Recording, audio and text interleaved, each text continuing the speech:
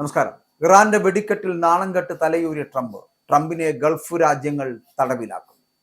Iran മുൻപോട്ട് വെച്ച 10 നിർദ്ദേശങ്ങളിൽ 9 അംഗീകരിക്കാൻ പറ്റാത്തത്, എന്നാൽ നാണം കെട്ട് ഒരു വിധത്തിൽ തൽക്കാലത്തേക്ക് തലയൂരി രക്ഷപ്പെടാൻ ശ്രമിക്കുകയായിരുന്നു ട്രംപ്. പക്ഷേ കരാർ അംഗീകരിച്ചാൽ ഗൾഫ് രാജ്യങ്ങളുടെ നിലനിൽപ്പ് തന്നെ അപകടത്തിലാകുമെന്നുള്ള കാര്യത്തിൽ തർക്കമില്ല. പശ്ചിമേഷ്യയിലെ യുദ്ധകാർമേഘങ്ങൾക്കിടയിൽ ഇറാൻ മുന്നോട്ട് വെച്ച 10 സമാധാന കരാർ അമേരിക്കയെയും ട്രംപ് ഭരണകൂടത്തെയും വിയർപ്പിക്കുന്നു എന്നുള്ള കാര്യത്തിൽ തർക്കമേയില്ല. ഇറാന്റെ വെടിക്കെട്ടിൽ നാണം കെട്ട് അവസാനം തലയൂരി പോകേണ്ടി വരുന്ന ഗതികേടിലേക്ക് ട്രംപ് എത്തപ്പെട്ടിരിക്കുന്നു. പക്ഷെ ട്രംപ് മനസ്സിലാക്കേണ്ടത്, ഗൾഫ് രാജ്യങ്ങൾ ഈ കരാർ നിങ്ങൾ അംഗീകരിക്കുന്നതോടുകൂടി ഗൾഫ് രാജ്യങ്ങളുടെ നിലനിൽപ്പ് അപകടത്തിലാകും. അതുകൊണ്ട് തന്നെ ആ ഗൾഫ് രാജ്യങ്ങൾ ട്രംപിനെ തടവിലാക്കേണ്ടി വരുന്ന ഒരു സ്ഥിതിവിശേഷത്തിലേക്ക് കൊണ്ടെത്തിച്ചിരിക്കുന്നു എന്ന് വേണമെങ്കിൽ പറയാം. കരാറിലെ 10 9 നിർദ്ദേശങ്ങളും അമേരിക്കയ്ക്ക് അപ്രായോഗികവും ഒപ്പം തന്നെ അംഗീകരിക്കാൻ കഴിയാത്തതുമാണ് എന്ന വിലയിരുത്തലുകൾക്കിടയിലും തൽക്കാലം നാണക്കേട് ഒഴിവാക്കുവാൻ 2 ആഴ്ചത്തെ വെടിനിർത്തൽ പ്രഖ്യാപിച്ച് തടിയൂരിയിരിക്കുകയാണ് പ്രസിഡന്റ് ഡൊണാൾഡ് ട്രംപ്. എന്നാൽ ഇറാന്റെ കടുത്ത ഉപാധികൾ പൂർണ്ണമായിട്ട് തള്ളിക്കളയുവാൻ അമേരിക്ക തയ്യാറാവാത്തത് ഗൾഫ് രാജ്യങ്ങളുടെ നിലനിൽപ്പിനെ തന്നെ ബാധിക്കുമെന്ന ഭീതി കൂടി പരത്തുന്നുണ്ട് എന്നുള്ളതാണ്. ഇറാൻ മുന്നോട്ട് വെച്ച വ്യവസ്ഥകൾ നയതന്ത്രപരമായിട്ട് അമേരിക്കയെ പ്രതിരോധത്തിലാക്കുന്നതാണ്. പ്രായോഗികമായി നടപ്പിലാക്കാൻ അസാധ്യമായവയാണ് ഇതിൽ ഭൂരിഭാഗവും. അന്താരാഷ്ട്ര സമ്മർദ്ദങ്ങൾ അവഗണിച്ച് യുറേനിയം സമ്പുഷ്ടീകരണം തുടരുമെന്ന ശാഠ്യം അത് ഇറാൻ തുടരുന്നുണ്ട്.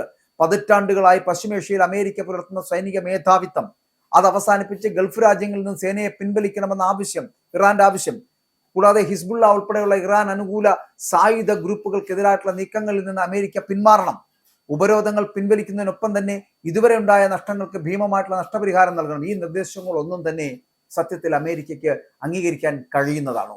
ഒന്ന് ചിന്തിച്ചു നോക്കൂ. പക്ഷെ ഇതെല്ലാം അംഗീകരിക്കാമെന്ന് പറഞ്ഞ് തലയാട്ടി തലകുലുക്കി സമ്മതം മൂളിയത് ട്രംപ് എന്തിനാണ് എന്ന് ആലോചിച്ചു നോക്കൂ. പെട്ടുപോയിരിക്കുന്നു ട്രംപ്. ഈ യുദ്ധത്തിൽ നിന്ന് എങ്ങനെയെങ്കിലും കയറിയാൽ മതി എന്നുള്ള ഒരു അവസ്ഥയിലേക്ക് ട്രംപ് എത്തപ്പെട്ടിരിക്കുന്നു. ഇവിടെ ഹോർമൂസ് കടലിലേക്ക് തുറന്നു നൽകാമെന്ന ഇറാന്റെ ഉറപ്പിന് മേൽ ട്രംപ് പ്രഖ്യാപിച്ച 2 ആഴ്ചത്തെ വെടിനിർത്തൽ ഒരു ഒത്തുതീർപ്പല്ല, മറിച്ച് തൽക്കാലത്തേക്ക് തലയൂരുവാനുള്ള ഒരു തന്ത്രം മാത്രമാണ്. അത് മാത്രമാണ്, ട്രംപിന്റെ ഒരു തന്ത്രം മാത്രമാണ് എന്നുള്ള വിമർശനം വളരെ കൃത്യമായി വരുന്നുണ്ട്. ഇറാന്റെ കടുത്ത ഉപാധികൾക്ക് അതിനു മുന്നിൽ അമേരിക്ക ഇത്രയെങ്കിലും അയഞ്ഞത് ആഗോളതലത്തിൽ രാജ്യത്തിന്റെ സ്വാധീനത്തിന് മങ്ങലേൽപ്പിച്ചിരിക്കുകയാണ്. അമേരിക്ക ഇറാന്റെ വ്യവസ്ഥകൾക്ക് ഭാഗികമായെങ്കിലും വഴങ്ങിയാൽ അത് ഗൾഫ് മേഖലയിലെ സമാധാന അന്തരീക്ഷത്തെ തകർക്കുമെന്നുള്ള കാര്യത്തിൽ സംശയമില്ല. സൗദി അറേബ്യയും UAE ഉൾപ്പെടെയുള്ള രാജ്യങ്ങൾ ഇറാന്റെ പ്രാദേശിക മേധാവിത്വത്തെ ഭയപ്പെടുകയാണ്. ഇറാൻ അനുകൂല ഗ്രൂപ്പുകൾക്ക് മേൽ ലഭിക്കുന്ന സംരക്ഷണം തങ്ങളുടെ ആഭ്യന്തര സുരക്ഷയെ അപകടത്തിലാക്കുമെന്ന് ഈ രാജ്യങ്ങൾ വിശ്വസിക്കുകയാണ്. അമേരിക്കയുടെ ഈ ചുവടുമാറ്റം തങ്ങളെ ഒറ്റപ്പെടുത്തുമോ എന്ന ആശങ്കയിൽ ഗൾഫ് രാജ്യങ്ങൾ പുതിയ പ്രതിരോധ സഖ്യങ്ങളെ കുറിച്ച് ആലോചന തുടങ്ങിയിരിക്കുകയാണ്.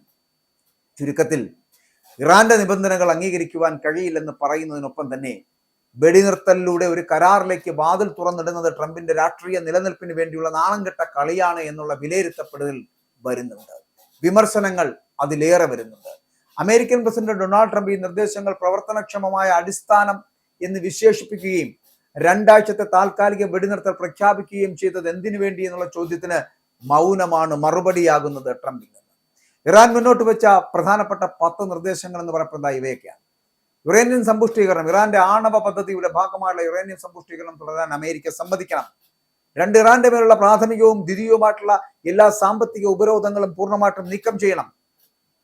ഗൾഫ് മേഖലയിലെ സൈനിക താവളങ്ങളിൽ നിന്ന് അമേരിക്കൻ സൈന്യം പൂർണ്ണമായിട്ട് പിന്മാറേണ്ടതുണ്ട്. മറ്റൊന്ന്, ഹോർമൂസ് കടലിടുക്കിന്റെ നിയന്ത്രണം. അത് ലോകത്തെ പ്രധാന എണ്ണക്കടത്ത് പാതയായിട്ടുള്ള ഹോർമൂസ് കടലിടുക്കിന്മേൽ ഇറാന്റെ സൈനിക നിയന്ത്രണവും മേൽനോട്ടവും അംഗീകരിച്ചേ മതിയാകൂ അമേരിക്ക.